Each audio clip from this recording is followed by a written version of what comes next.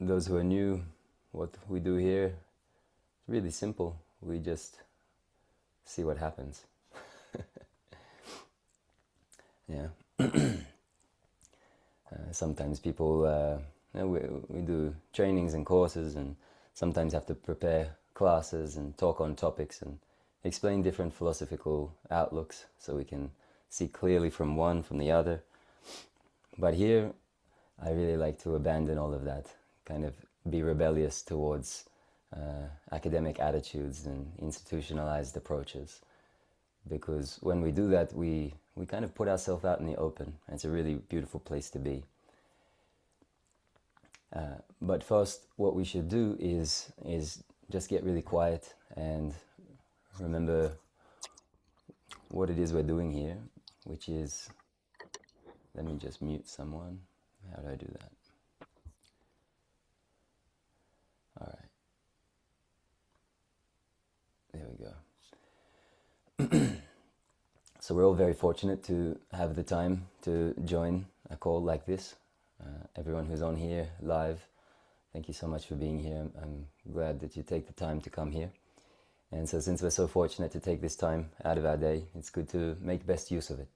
So wherever you've been, some of you are in Australia, some of you are in the States, Mexico, maybe some in Europe, different time zones. So whether your day is ending or beginning, wherever it's been, wherever it's going, just take a moment just to let it be where it is.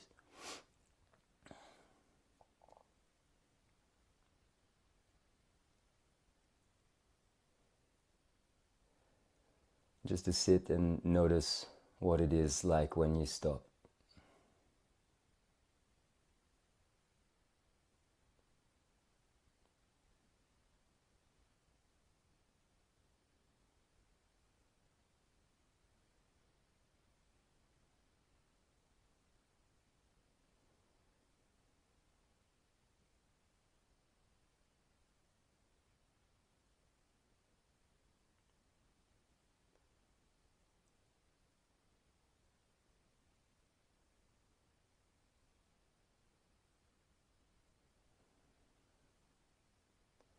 And take a moment to let yourself catch up with your breath.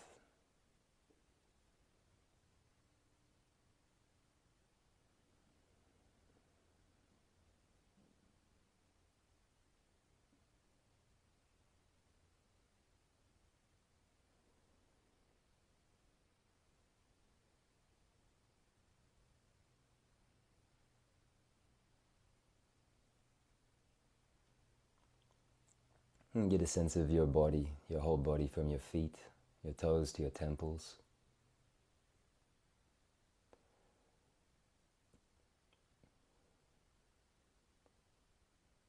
And notice the multitude of sensations throughout the whole body.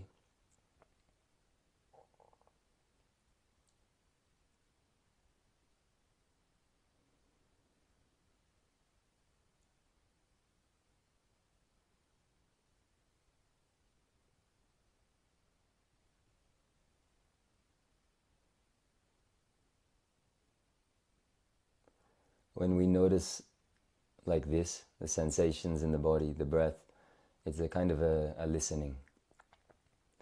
And if you go straight to this full-bodied listening, complete mind listening, you find that there's not much to think about. The mind becomes present, in other words.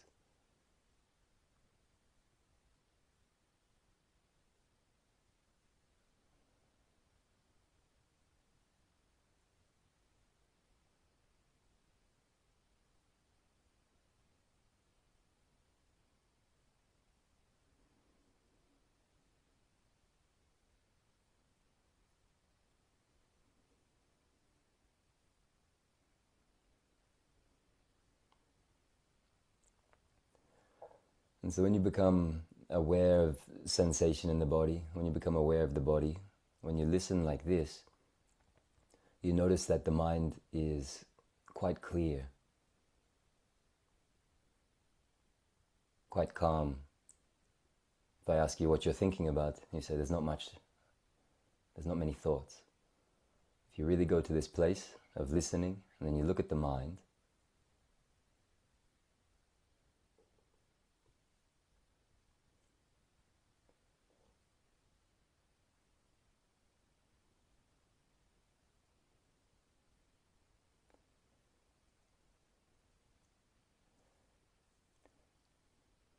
And now there's a simple three-part process, which I find really effective. First, we listen, become aware of all of these sensations.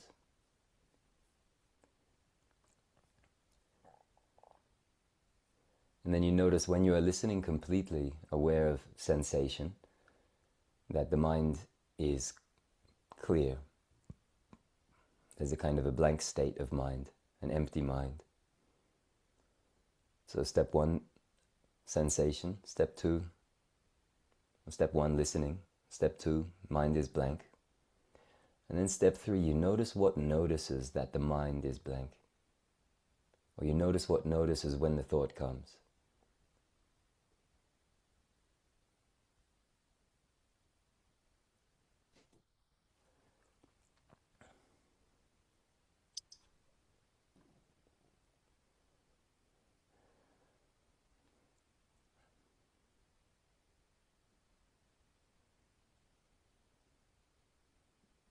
So again, feel any sensation, listen completely.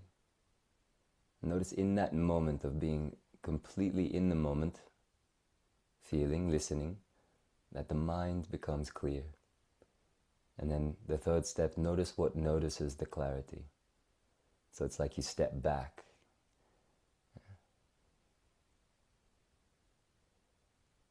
You could step back behind your head. Feel the space behind your head. In a place where you can see body, sensation, thought, mind, all the objects outside if you open your eyes. If you step back behind your head,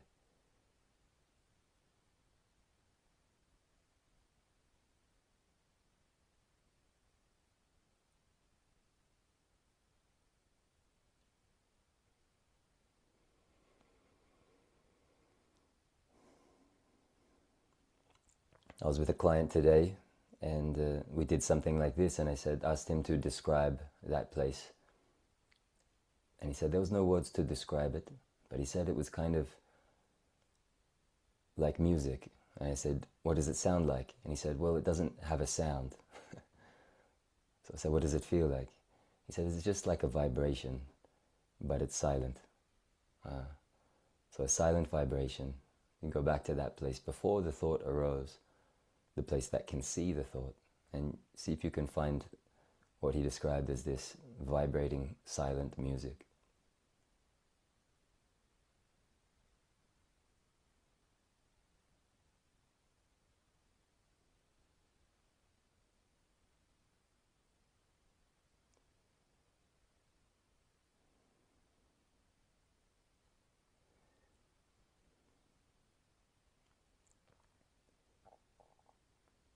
And then we can go one step further, of course. If you perceive a silent, vibrating field, then you go to what is aware of that. You step back again.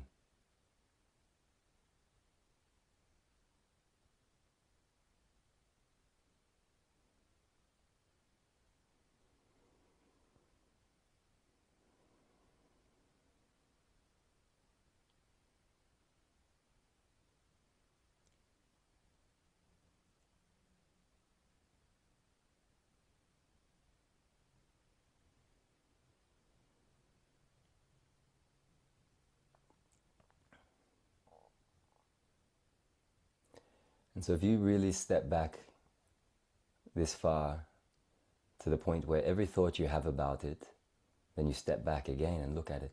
If you say, oh, this is awareness, and then you look back even further and say, there's a voice saying this is awareness. It's like everything that comes in front of it can't be it. And so everything that tries to define it, you then bring that forward and you step back again.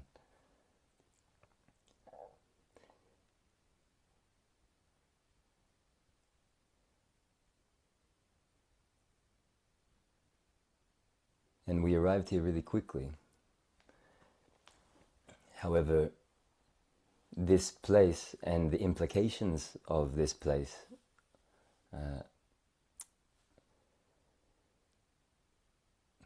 they're not to be overlooked. A lot of spiritual practitioners spend their entire lives looking for this place that we can't describe. It's indescribable. This place that is always inside of us. This place that is not moving. This place that is wordless. And it's right there, behind every idea that we have about it. Now when we have ideas about it, instead of going back, we're going forward.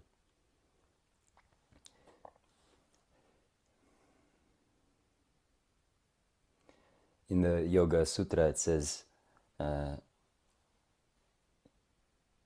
if we don't know that place, then we are contracted, that vast awareness, it's contracted into the content of the mind. So I invite you all to look from that place. I'm going to continue talking now, carry on from our meditation. But what we did, we went back, we put the sensation, I feel a sensation. If I'm completely present with that sensation, I look at my mind, it's completely present. In the present, it's not agitated about the future or anticipating. It's not anxious about things. It's not worried. It's not mulling over all the things that it does all day long. If I go really present, right there, to a sensation, lots of sensations in my hands, then I look at the mind and I see that with presence, the thoughts momentarily subside, and then I see what is aware of that. So now I'm aware of the field of the mind where the thoughts are arising. And then I can step back further. Anything that tries to objectify it, right? I say, oh, it's like a vibrating silence. All of a sudden I've made it into something again. And so I step back and I look. And every time I step back, if I really step back into the real place, there's nothing to say anything about anything. It is all just arising. It's complete silence. Even silence is too many words. Now, why I say this is a very important place to come to and to know inside of ourselves, and why I say that many spiritual practitioners spend their entire lives looking for that place, and they say we just glimpse it, We have these little awakenings where my identity disappears. If we go back there, it's always disappeared. It hasn't been assembled yet. And so this pure, pristine, open, vast, silent awareness that is all the way back, it's aware of my body. My body arises in it, my mind arises in it, my thoughts arise in it. All of the world comes towards it. It doesn't have an opinion, it's not caught by left or right, up or down, And so if we don't know that place, Patanjali says that that awareness is contracted into the content. And so there's lots of content moving through our mind based upon our experiences, our upbringing, our social environment, causes and conditions. And that becomes our life. And then we're caught in it. We are contracted. It doesn't just contract itself into the contents. It is now a contraction. And that's the state of most human beings. We are a tense and contracted, bound up mental energy that is trying to identify with this bound up contraction, because we don't know how to undo the contraction. We don't know where to look from, because we're looking from the contraction. I was working with another client recently who had difficulty in early life, and it's like this becomes a contraction in our personality. We call these contractions traumas, we call them all sorts of things. And then what happens is our identity, different parts of ourselves come online to protect us, to keep us safe, to try to describe the world in a certain way, whether it's okay or not okay to be who we are. And then it wraps itself around it, creates an armor and a protection mechanism around it. A book I read as a teenager, one of the lines, the only line I remember from it, was that he called some of these parts the insecurity guards. I thought that was really, really fitting. I really liked that. And we all have insecurity guards that kind of, they form a membrane around us, a thick layer between us and the world, and it tries to help us, it tries to protect us. Anyway, so this one gentleman, he had this,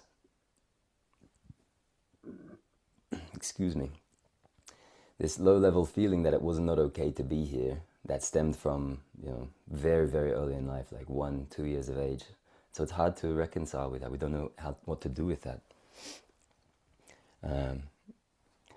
But we went all the way back, and now he could see it, because most of his life he was seeing through it. It became the lens of his glasses, it became the lens of his eyes. And this is how many of us operate. We see through the things that happen to us. We see through our identity. And our identity is just different things pieced together, like a name, the clothes we wear, our likes, our dislikes, our preferences, the place we were born, the things that our parents did, the things that we learned. And then we culminate all of that to create this identity. And a lot of the spiritual path, like the real spiritual paths, in many of them, there's something that happens where it is the disassembling of the identity, whether suddenly, gradually, or sometimes surprisingly and terrifyingly. And that's what we call awakening, in a sense. Sometimes we conflate the word awakening with this idea that the ego dies and everything is blissful and you see the world as bliss. But what awakening really means is that you're no longer attached or identified with the identity. The identity has been seen through. It's like a light has shone and it doesn't look, you don't take it for real anymore. And so this relinquishing of that identity, it's a different approach to some things. But if we're talking here on the spiritual path, it's a really important thing to know, because it happens, to all sorts of people. I see people where they were really trying and then it happened and they weren't ready for it and they get stuck. Or I see people going the other way, where they go into the spiritual path and they start adopting more things for their identity to latch onto, more labels, more social proof for what it is they've achieved. But the disassembling of the identity, it's really not achieving. It's removing things. Yeah. So we went right back there, and he could see the thing that was holding the contraction. But just by being there, it starts to loosen. And just by being there and looking at it from this different level, sometimes we have different things in our life, and one of the tasks is just to change perspective and look from all the different angles we can look at. For some, it's psychotherapy. For some, it's psychedelics. For some, we do parts work or IFS, or some people. There's all different ways to start to look at ourselves, to find ourselves, to free ourselves, to liberate ourselves. But for me, one of the primary parts is to look back as far as we can, and then to look from that place. And that place, we can't view it objectively anymore. So I explain this a lot, but we have an object, and a subject who looks at it. And so then I have my thoughts, and I look at my thoughts, and by looking at my thoughts, they're not the one looking at them. So I see immediately that, the thoughts are not me. I can see them. They're just an object floating. The problem is when I identify with them. It's beautiful to think and dream and imagine things and contemplate. But when I don't know that I'm thinking all of the time, then I'm just thinking, and then my life is just lived in my mind, and I'm not really free like that. I don't really have a clear seeing. So you can see them objectively, you see the body objectively, and then you get really subtle. Then there's this voice in your head, you say, this is awareness. And then you say, that voice right there that claimed that's not it. Because when you go back, there's no voice to claim anything. There's no ownership, we say. Like, awareness doesn't have an owner. It's the end of the me. Everything that we come forward from that, we start to assemble this whole idea of me. And then the problem there is we have to defend it. We say, who's defending what? We get offended by all sorts of things when people don't live up to our expectations. Then we become judgmental or resentful. When we see things that other people do that we don't like, we gossip or we slander or all sorts of things. But if you go right back, you see that it doesn't have to bother you. It doesn't have to be about you. And I call this the first turning because it liberates our sense of seeing in a way that we can see a little bit more clear. Because if we see a little bit more clearer, now in the world we can see the way that we are contracted and wrapped up by our identities and defending all sorts of things in the world, and now we can have compassion. And this is like kind of where the Buddha goes, that now we see the suffering of the world. Doesn't mean that just because there's a place where it ends, there's an end of suffering, there's a way out. And just because some people are still in it, doesn't mean you abandon them. This compassion that arises, this love arises. And so when we go back to this awareness, even though I call it back here behind the head, it's also the space of the heart. It's the space where if we want to use that terminology, the heart and the mind unite. When in Japan, for instance, the word is synonymous. Heart, mind, shin. Heart, mind, there's a word for the heart, mind, the mind and the heart together. And so sometimes in Western approaches, we sort of say that, the head's over here and the heart's over here. And they're not together, they're at odds. You say the longest journey of the human being is the shortest distance from here to here. We say all this. But if we go back there, there's no separation. The heart and mind are one. And so what I mean by that is when you go back here to this beautiful present awareness, it's warm. It's not cold. Because there are some other practices that we can do where we can come to some realizations that overcome our sense of identity, and they can be cold, they can be frightening, they can be disorienting or destabilizing. But if you go there with warmth, I feel that space in the heart as well. So this first toning, it's zooming out. And I realized the other day that it's good to be clear with that. I think zooming out, although this turning, it's a really important step for all of us, even if we've made it a million times. It's nice to reroute that territory, to continually go back to that presence, or to rest in it, or to remember where it is, so that we can have peace in our own mind. It doesn't matter what the world looks like. If we go back there, then we can contribute. That old saying, you're part of the problem or you're part of the solution. And so zooming out is what I like to think of as one of the primary steps in getting to know your own mind, or know the awareness. And there's one way that we can do it, is like zooming out beyond the world, beyond the planets, the solar systems, the celestial bodies, beyond the cosmos. The universe becomes just a small marble, and you zoom out so far that you get a whole different perspective on things. And that's one direction to go. On that line, actually, there's a meditation which I just share with you since I mentioned it.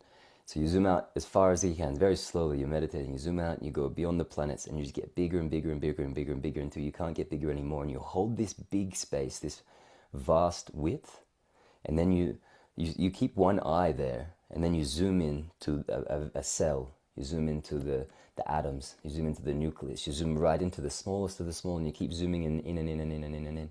You find that it's endless, and it's endless out there too.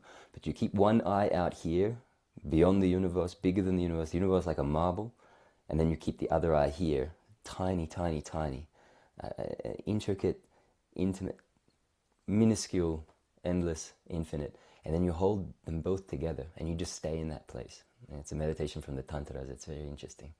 It can put your mind in a place where, what's the word? Your sense of space, time, and dimension changes a little bit. But I digress. So zooming out, we can do this. But the zooming out I'm talking about today, it's not zooming out there, it's zooming out inwardly. So you close your eyes and then you zoom out in your own experience, in your own awareness, and you keep zooming out inwardly. It's really good to make that that distinction there, because we could zoom out in the wrong way. But here, this returning to this nameless awareness, this primordial presence, it's zooming out inwardly, before and behind everything. And then if you're before and behind everything, then everything arises in front of you. And then the second turning, I'll just mention, it's then to go into the world from that and embrace everything within that, and see that there again is no separation. It might sound a little bit paradoxical or something like this in the beginning, but it's a very beautiful thing. And so I want to just place importance on that viewing from back there, to go back there, because it puts everything in perspective. So we have these big dramas, these big problems, everything's falling apart, and it's because there's this contraction and we're looking through that contraction. If we zoom back, we breathe, we say, now where's the problem? We say, okay, well, there's just silence here. Okay, now let's look at the contraction. Sometimes we want to do therapy from the thing, and we keep talking about the story, we keep talking through the contraction, and we keep repeating the same old thing, and it's just bound up. And it can be very helpful. There are many, many routes. But here, if we zoom back, it's not saying, now look, that problem's not a problem anymore. It's like, no, now let's look at the contraction. What is it? How does it feel now? Well, from back here, I don't feel so anxious. It's not a dark weight on my heart. The low-level anxiety has dissipated a little bit. So now what we say is that it's workable. Now we can actually look at it because we're looking from a different angle. And it's a very, very important thing to learn how to do. At least I believe so, and I hope it's helpful to you. Because when we spend more time viewing from that place, these contractions or these knots, they start to loosen a little bit. Because when we are always in them all the time, we're tightening and tightening and pulling and being pushed and being pulled. And if we go back there, it has this opportunity just to relax, just to rest. And that's the kind of the quality of the teachings that say to rest the mind, to relax the mind, to rest in pure open awareness. And the thing about it is, when you go there, when you find out how to get there, there's nothing to do. And in that nothing to do, you let everything be. It's very, very simple. It's so simple that then you can see from that place the thing inside of you that doesn't believe that it's so simple. The thing inside of you that still needs to fix and fight and figure everything out before you can actually rest there. And then that becomes another thing. Now you look at that, and then you see what is looking at that. And that's the other fascinating thing. There's no way out of that practice. Everything that comes in and says, this is not it, then you look at that. And you say, well, am I doing it right? Okay, what is aware of the voice? Am I doing it right? And we just keep going back.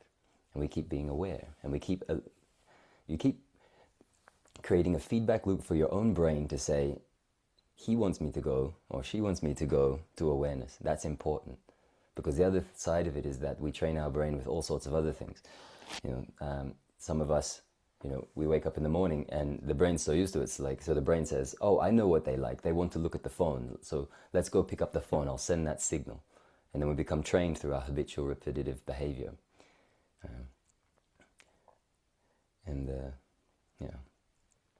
So here, it's kind of like we're talking about meditation, but we're not even talking about meditation. We're just talking about resting in presence. And you can do that anywhere, anytime, in any activity. The client I had last week, he said, well, how can I be in the world like this? I said, well, how can you be in the world like this? You go to the store, you pay the person. Can you do that? Yeah. You go to work, you're working with your clients. Can you do that? Yeah. Nothing changes. You just have less interference. You follow less of the noise, and you go towards the signal more. So there doesn't need to be a separation. And that's something important I always want to reiterate. The masters that I love from Kashmir Shaivism and Sufism and Vedanta and things like this, there is all of the renunciates and the monastics. But the ones that I really love, the ones that I say, wow, look at these persons, they're the ones who had wives, children, and businesses and never left the world and always taught just like that, living a very ordinary life. I say, that's useful. I want to hear what they say. That's what's going on there. Because I get on these calls and I also say, I want to say, yeah, there's a lot going on in the world today. I know many people are stressed, but then I have people from all around the world and the problems are very different. Some people, they want everybody to be upset about what's going on in their country or with their politics or with their newsfeed or with their algorithm. And I step back. I live, in between. I'm not immediately confronted with a lot of those things. And that's also nice, to have somebody who can see outside and say, okay, when we're in it, sometimes it's hard to know that we're in it. And for sure, the whole world is on fire, everywhere actually. There's chaos, there's confusion everywhere in people. And the other side of that is that's kind of always been the case. There's never been a time when the earth was at peace, when people were all at peace. You know? And I like to also look at it that way and give the invitation to look at it that way. That in 100 years from now, the things that we are worried about on our algorithms, we won't be worried about. We probably won't be here. No? 1,000 years from now, the things that are monumental and devastating, they're insignificant shrivels. Insignificance shrivels. And it's not to just pass it off, but it's to get perspective. It's again to zoom out. Because when we are contracted and fighting from this contracted place, it's very hard to see left from right. It's very hard to see what's in front of us. And I see a lot of people today as well in communities like this, in people like yourselves, who are just feeling this tension. And then those tensions become opinions. And then those opinions become judgments. And rather than seeing the horrible system that oppresses us all, we start to put those opinions and those judgments on the people around us and the people that we love. And that's not really what we want. If we zoom back to this place, we can see our opinions for our opinions, we see our judgments for our judgments. And we can start to see where the wound comes from. It's like I was having this conversation recently. Sometimes our judgments, they can be like sharp arrows. And sometimes they are sharp arrows that teach a good lesson. Some people need to shoot sharp arrows to hit the mark so that somebody hears what they have to say. Sometimes also we need to look at the arrows, because we're all shooting arrows in different sorts of ways out into the world and to the people around us. And if we start to think about it, I think it's a really good analogy. If we look at the arrows that we're shooting, sometimes, or the arrows that we're receiving, sometimes it's very clear and it's good and it's helpful medicine. Sometimes it's bitter medicine. Sometimes it humbles us. Like I had somebody recently, they jumped on they wanted to speak with me and they said, I did some ceremonies and I really want to serve medicine. And the ayahuasca told me all this. I say, well, slow down. My job is to tell you that that's a really bad idea. My job is to tell you that I wouldn't wish that upon anybody. And to go very, very slow and to be very, very careful. And a lot of people are out there wanting to deeply mix themselves with the medicine and share things with others before they're ready. And that can be a dangerous part. And so this job of shooting an arrow, that can be really... He thanked me. He said, it's very sobering. I said, good. Good.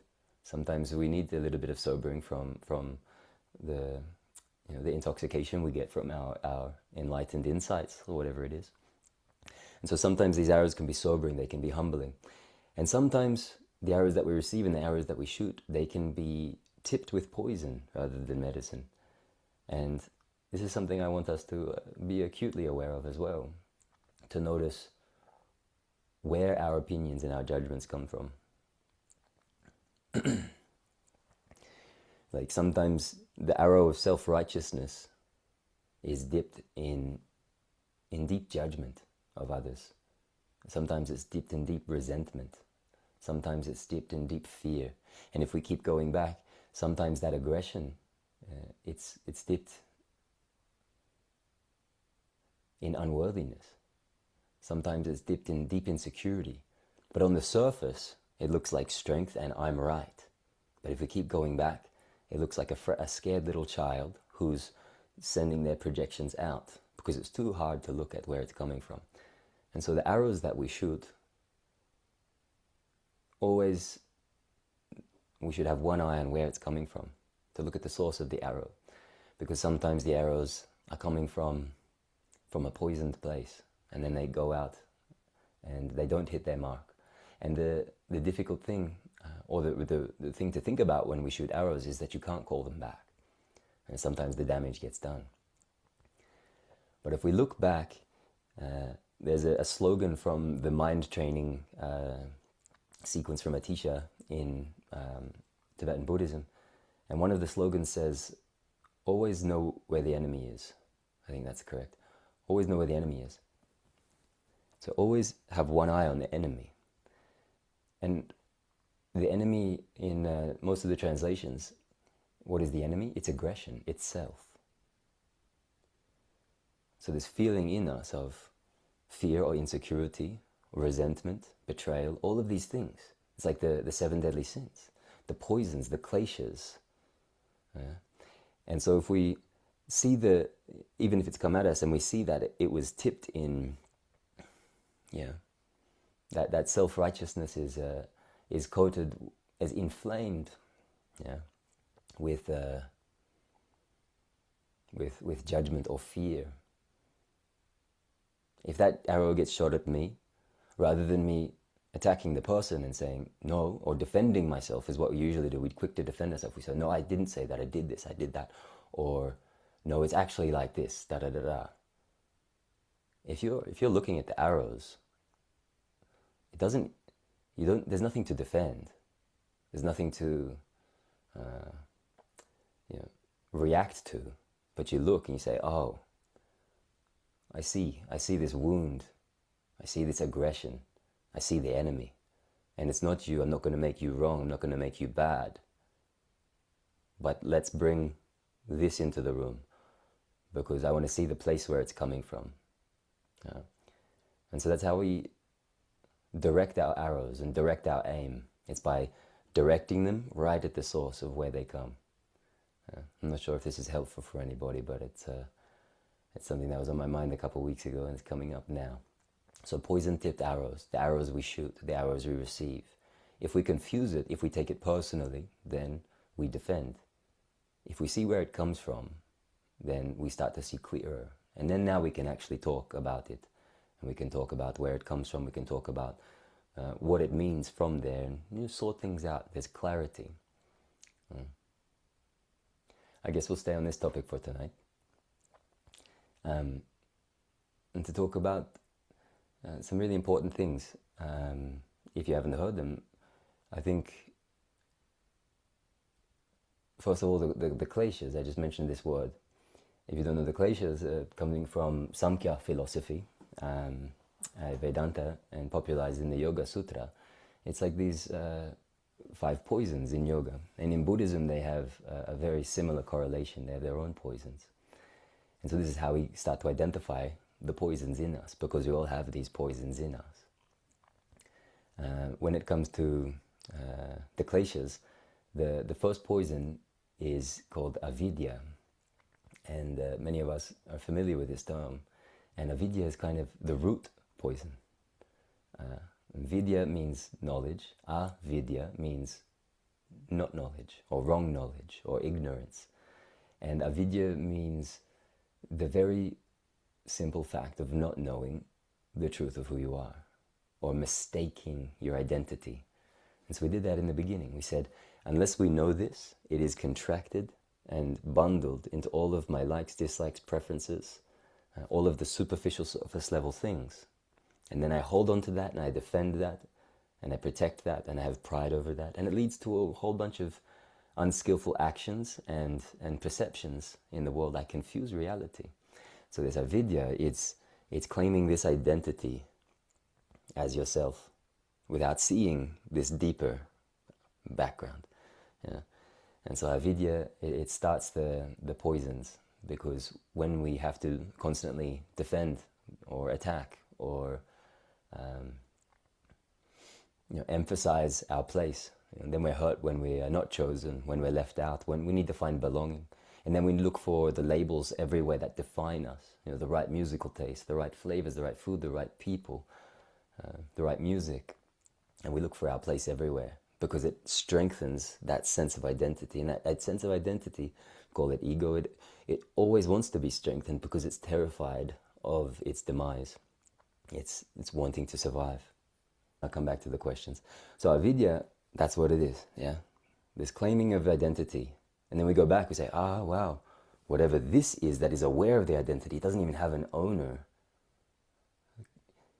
The terrifying thing about that is that the reason most of us look for all sorts of things that we do and look for what to follow is because we're terrified of our own freedom.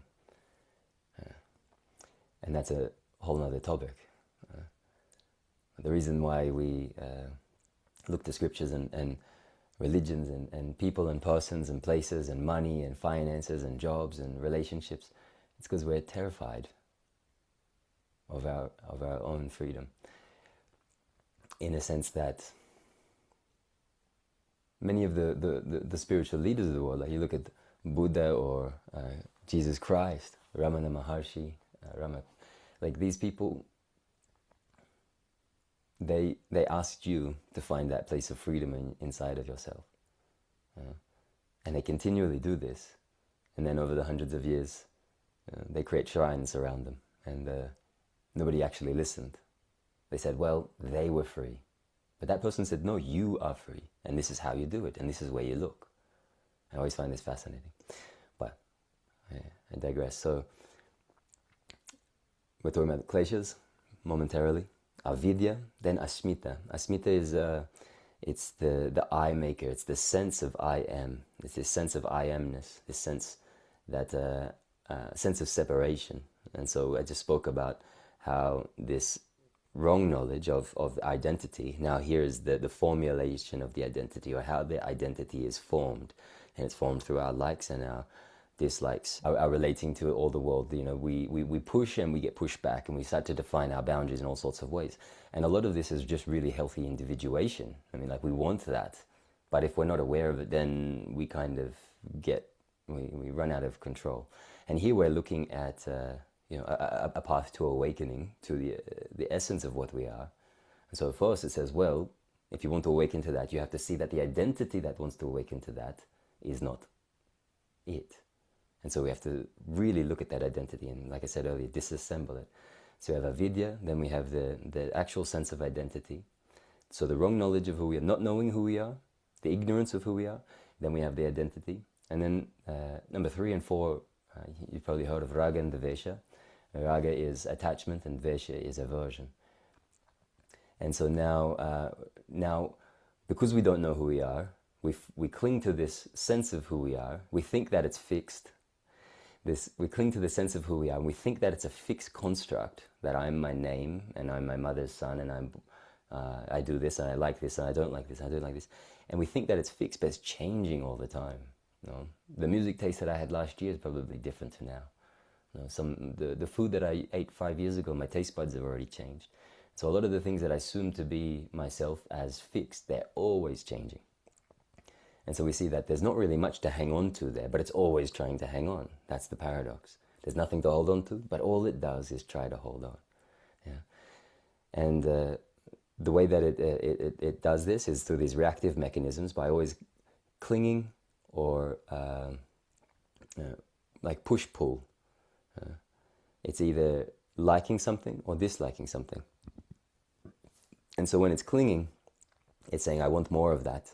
And then now there's attachment, and now I start to look for that everywhere, and I start to get little dopamine hits in my brain every time that I get it. And I start to get craving and have this habitual tendency. Now I'm just a person who likes that, and I'm a person who does that. This is why in like Alcoholics Anonymous, the first thing you do is you say, I am an alcoholic. You say, that is my identity. I've made it my identity, and it's become such a compulsive habit in my brain that is actually the truth. Right now my identity has identified with that. And here I think, so if we're looking at the identity, well, that could be part 1. And then we learn how to disidentify, but we can't disidentify until we identify the problem. That is, we can't be aware of it until the awareness has come on. So we have attachment, clinging to the things that we like, which creates certain patterns, and then we have dislike, or aversion to the things that we don't like. So the things that we don't like, we want less of it. We get angry when we see war and famine and child abuse on our phone, and we don't want that. And now we have a different sort of reaction, and that also contributes to the identity. We learn who we are through our boundaries of like and dislike. And like I said, healthy individuation to some extent can also be very unhealthy if it gets unchecked. Aversion can also be a subtle form of attachment. Because sometimes, we don't like something so much that all we do is think about it all of the time, and I really hate that thing. And I'm so attached to hating that thing that it becomes a part of my identity. It's another fascinating thing that we should be aware of. And then the last of the poisons is abhinivesya, which is the fear of death. And this is kind of the underlying current of all the poisons. We mistake our identity, we cling to the identity, and then we have our likes and our dislikes, and it constantly tries to defend and protect itself because it fears its own demise. And I kind of already answered that in several ways. And so now we see this self-protective mechanism. And I explain this really quick, just because I want to share it today. It seemed like it was going in that direction. But we can take our time with each one of these things. And that's what I'd invite you to do, is just choose one of those poisons and see how it shows up in your life. Because then we start to see the way that our actions, our words, our thoughts, our deeds can be what they're dipped in. Sometimes we do a charity action just so we can put it on social media. That's dipped in asmita. It's dipped in the clinging to the identity of this idea of a fixed identity. It wants it to be special. It's like this feeling of specialness. But the real charity, there's no feeling of specialness. The real play of charity is there's no one involved. Yeah? It's like a person becomes generous not because they want to be seen as generous, but because generous is what they found their nature to be. A person becomes greedy not because that's what they found their nature to be. It's because they become so fixed in their attention, and now the attachment is just driving the trigger and just pushing the accelerator down and down and down and pumping the gas. And they say, wow, I feel like this when I get more. What if I had more? What if I had more and more and more? And that builds up that identity. In Buddhism, one of the kleshas is, they call, actually the name for raga commonly is greed. And the name for aversion in Buddhism is hatred. Seeds of hatred, how we despise, how we repulse, how we push away, how we other.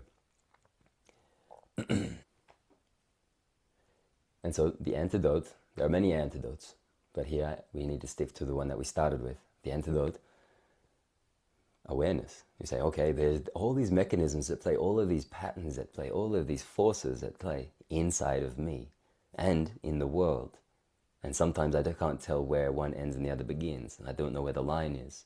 And I'm feeding all these things. All these things are feeding on me. All the algorithms are sucking me in. And I keep tripping over myself every which way. And I don't know which way to look. This is another client I had recently. That's the thing. Like they wanted counsel. They said, help me find the path that I need to orient towards. And they want to talk about teachers and which books to read. I say, I don't, it's not my job to tell you which direction to orient yourself. My job is to tell you to look at where the orienting is coming from. Where is the orientation coming from? If you find that place, then whichever way you look outward will be coming from that place. And that's the most important thing. We can get so confused externally, thinking I have to go here, I have to go here. Once I do A, B, C, I'll get this and this and this and this and this and this. And this is really important. It's very wise. It's very sound to have a good temperament of mind that wants to plan for the future and provide for your family and be a good citizen. But if we're not careful, it will hijack the spiritual experience and say, oh, A, B, C, C, D, E, I got to do all this and all this and all this and go here and do that and find this and read that, and then I'll get closer to it. But it's already closer than anything that you've ever come close to. And so we started, felt the sensation, looked at the blank sense of mind, and went back to that awareness. And then you rest there. And the longer you rest there, the more you find these knots start to untangle. And if they don't, now you can address them with this awareness and see what you need to do to untangle. But the more you rest in that place, the less you are arrested by these poisons. The more you rest in that place of awareness, the less you are arrested by these poisons. Because when you rest in that awareness, the identity doesn't have anywhere to latch or grab or grasp. Now for some, that's scary, because we want to orient ourselves. We want to know where the stability is, where the ground is. And this is related to Abhinivesha. When there's nothing to grab or grasp, now it's open waters and you say, wow, I'm free falling. And then there's a whole task of learning to be with the unknown and to surrender to the unknown and to accept that fear of death that runs through all living things. I'm going to just check the chat room really quick because I didn't realize there was things being coming in. Okay, Jenny, you still here? Oh, there you are. All right, turns out that was the question.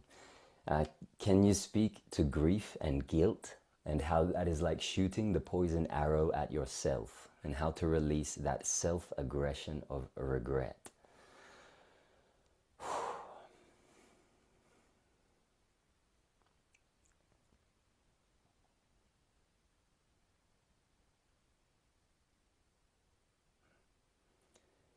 So this arrow, speaking of, it's inverted. It's not necessarily going out, but the more it's there, the more we can see its projections going out. And so you're already saying it's inverted. It's a self-aggression of regret. So it's not coming from the outside, right? No. Can we chat for a moment? When you go to that self-aggression of regret, you close your eyes. Can you describe the quality of the sensation?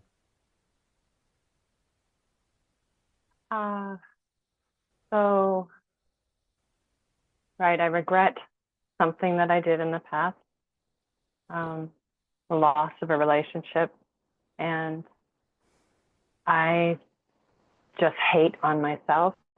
So I feel just physical pain in my heart, and just like it curling in, and it feels like I'm stabbing myself.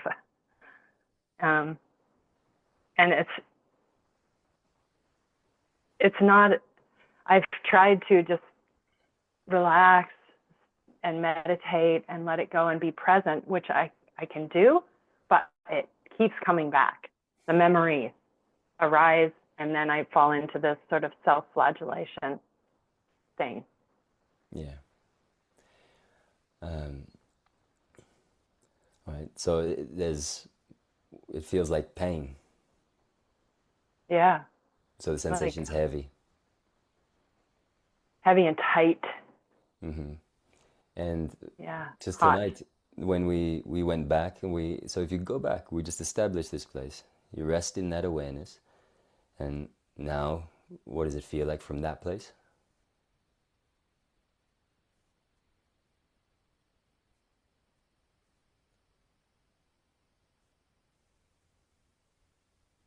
I can feel it untangling, it loosening, opening.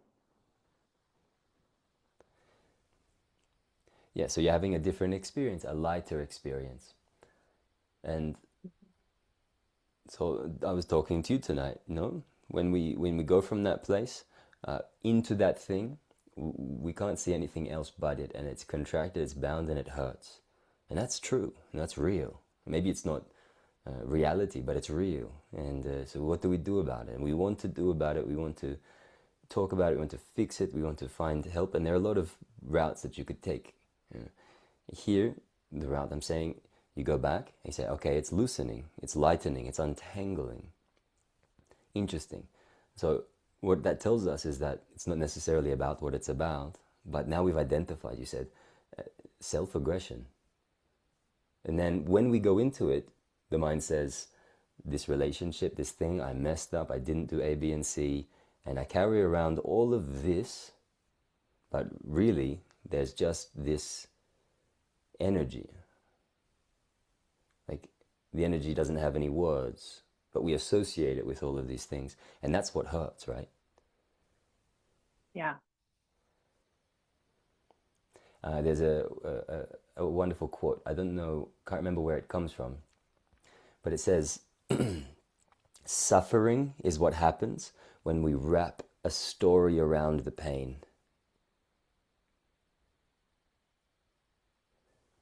And sometimes like that could be taken the wrong way as well. Because like, but the story is real, and the story really hurts. And so again, we have attachment. But when you went back there, it's loosening, it's lightening, it's untangling.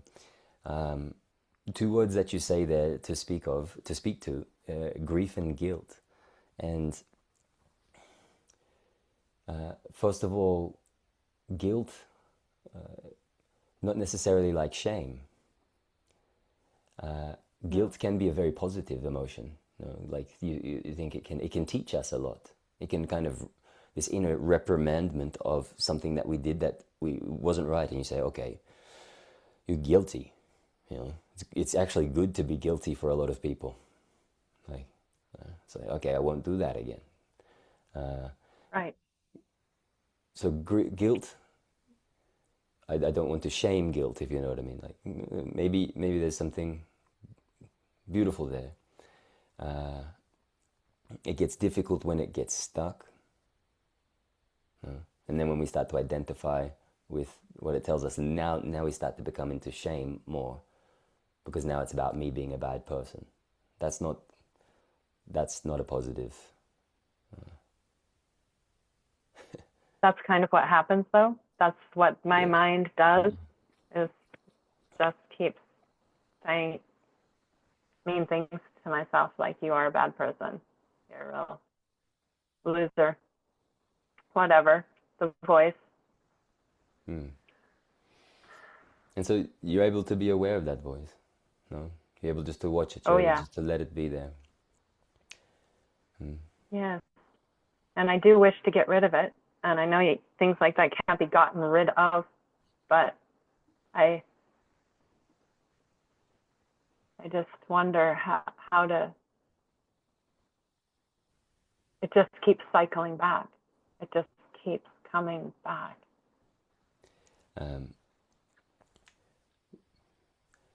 So the way you said you do want to get rid of it. Yeah. And you've tried everything. I've tried a lot. I've tried meditating. Therapy. Yeah, so this is how it goes. We try meditating, we try compassion, we try forgiveness, we try therapy, but it just kind of sticks around because we're taking it very, very personally. This time it's personal. It's not just about what happened. It's about me. It's become self-inflicted regret. You know, it's not just guilt. It's like, I'm bad because of A, B, and C. And taking it personally now, it's kind of, it's much tighter contraction in a sense. But you know, while we're talking about it, we're just talking about it. So it's like this object. Like you can, if you were to talk about it like that, and you can bring it out in front of you, like, okay, yeah, I'm talking about this. It doesn't feel good. There's pain when I feel it, da da da. But from this angle where you said it's loosening on this, you can be aware of it. And when you are aware of it, do you see that? What does your body feel like when you hold it here?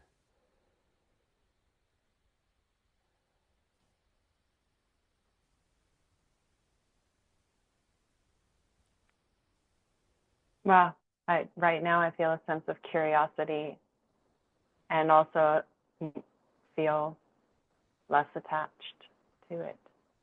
Yeah. Like it's not me, it's this other thing. Yeah. That's what I mean. We know where the enemy is. You know, it's a term, we don't have to use the term. But if it is aggression, also it's just another term for negative energy, negative self-talk, self-esteem. Like, it can be all of these things, depression, anxiety. We bring it here, we look at it. When you bring it here and you look at it with awareness, there's space. You can take a deep breath. The place that was contracted, you say, okay, what does that space feel like?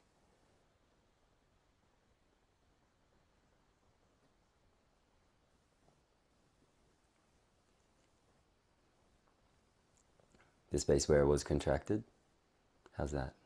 Feels bruised. Bruised. Yeah, so it's tender. A little bruised. Yeah. And But when we do this, you look at it and you say, now there's a sense of curiosity. Before you didn't have that space in your mind. Now there's a sense of detachment. Before you were taking it so personally, there was no way you could detach from it. So now you're looking at it, and you can see it from like the different angles. You've looked at it from different angles. When you tried all those other things, you're looking at it through it, and you're saying, I don't know if it will ever Yeah. go away, because it is what is looking. I'm the problem. You know? And so now you take off the mask and you say, oh, whew, okay, wow, now I can see the contracted energy. Now, with the slogan says, always know where the enemy is. Okay, now I'm identified. Now I've identified it. I've identified it. I said before, you can't disidentify with it until you've identified it. The other thing I want to say to you, which I somehow say to a lot of people, there's a hidden agenda, Jenny. And the hidden agenda is so fun. And you said it before, I've tried this, and this, and this, and none of it will go away, and I really want it to go away. Yeah. Because if you've tried acceptance, forgiveness, and compassion, but you secretly want it to go away, that's not really acceptance, no? Yeah. If the hidden agenda is that you need to be free with it to get on with your life, then you're not really looking at it. You're just looking for something to band-aid fix so that you can just feel comfort, like, just give me a break. But these things, when they come, they want our attention. And perhaps sometimes these things, when they come, they're part of the healing. You know, this whole saying is like the way out is through. You've tried going around, you've tried going in all these places. And so there's two paths. One is you sit with it and you just hold it like this, and you just breathe with that space of awareness where it was untangling. And it's really important here that you don't conceptualize things. That means you don't make a story out of it. You don't go back into what was, what could have been, into the past and the ideation of it all. You just stay with the immediate sensation. You just breathe. And you feel that place of bruising. Hold this thing in front of you. And you say it doesn't have to go anywhere. Does it have to go anywhere?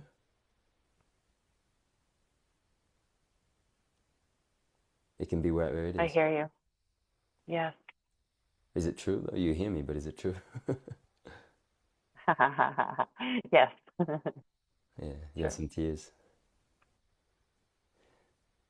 But do you feel that slackening of the tension when you've stopped trying everything to get rid of it? What, if you could give a name to that slackening of attention, and now that you're present with it, what is the name of that slackening of attention that happens in your body? Like, what does that feel like?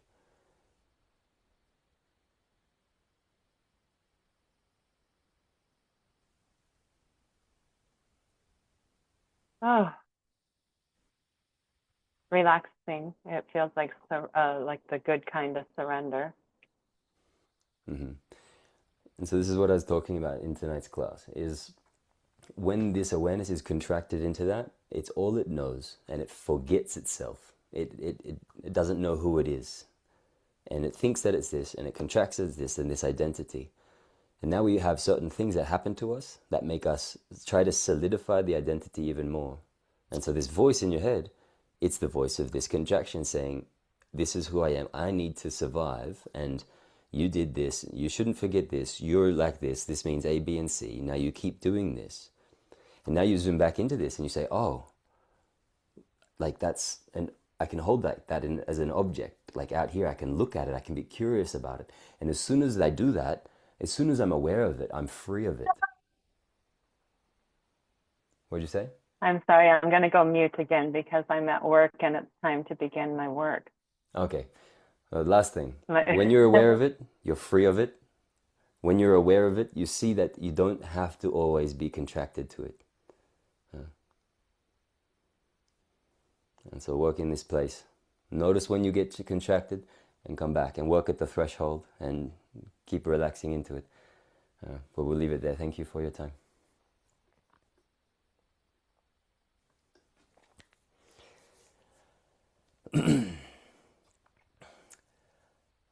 Okay, my friends, the funny thing is I walked into the office right before this call and I was like, I don't know what I'm going to talk about. And I picked up a book and I was like, I'm just going to read poetry tonight. And I didn't even get a chance to read you poetry. We got serious. So I hope I can read some poetry on the next call. But this afternoon, I looked over and I found a book by Kabir. If you don't know who Kabir is, one of my favorite poets. I have many favorite poets. I'm going to read a poem by Kabir. That's it, and then we'll end there. So Kabir says, "Friend, my friend, please tell me what I can do about this world. My friend, please tell me what I can do about this world I hold on to and keep spinning out. This world I hold to and keep spinning out. I gave up sewn clothes and I wore a robe. But I noticed one day the cloth was not well woven. So I bought some burlap, but I still threw it elegantly over my shoulder. I pulled back my sexual longings, and now I discover that I'm angry a lot. I gave up my rage, but now I notice that all day I'm greedy. I worked hard at dissolving my greed, and now I'm very proud of myself. When the mind wants to break its link with the world, it always holds on to one thing. But Kabir says, listen, my friend, there are very few that find the path. When the mind wants to break its link with the world, it still holds to one thing. But Kabir says, listen, my friend, there are very few that find the path.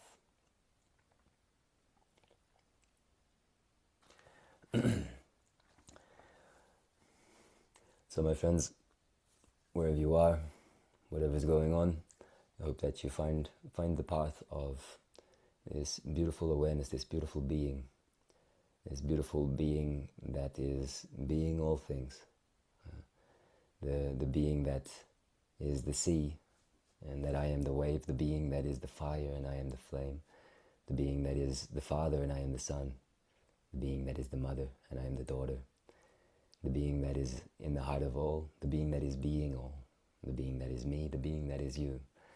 And I hope that we can remember this being as we meet the division and conflict in the world and in each other, and the division and conflict in ourselves, in our families, in our communities, so that we can remember that the cloth is seamless and fashioned in a very beautiful way, no matter if we can't see the way it is. And seeing from this place that we should have the clarity to wish for justice and compassion for all beings, and for clarity and righteousness for the world leaders, for them to have sudden awakenings and open their hearts and see the interconnected relationship of all things, so that we can protect each other, we can serve each other, we can find happiness and peace together, and we can look after our environment, our immediate environment and the larger environment. We can take care of our children, we can take care of the animals. We can have this whole romantic idea of what it would be like if all the leaders of the world suddenly woke up and saw what is in their hearts. Maybe that's a fairy tale, but it's a fun one to think about. So I hope that you have peace in your heart and in your mind, and that you are not confused by all of the division out in the world. You don't add to the confusion, but you add to harmony, because it's a musical thing. And so I tell my sound students, always add to harmony, and do not add to chaos. Do not add to chaos. Do not add to dissonance. And that goes for your own mind. It goes for your own algorithms. It goes for all of the conversations that you have and the places that you put yourself in. Don't be quick to judge. Don't be quick to throw your opinion. Be quick to listen. Be slow to settle. Be slow to find appreciation. To find listening and appreciation, one has to have discipline and devotion. So I hope that you find the discipline and devotion to have more appreciation, more listening when the world needs it most. So, good night.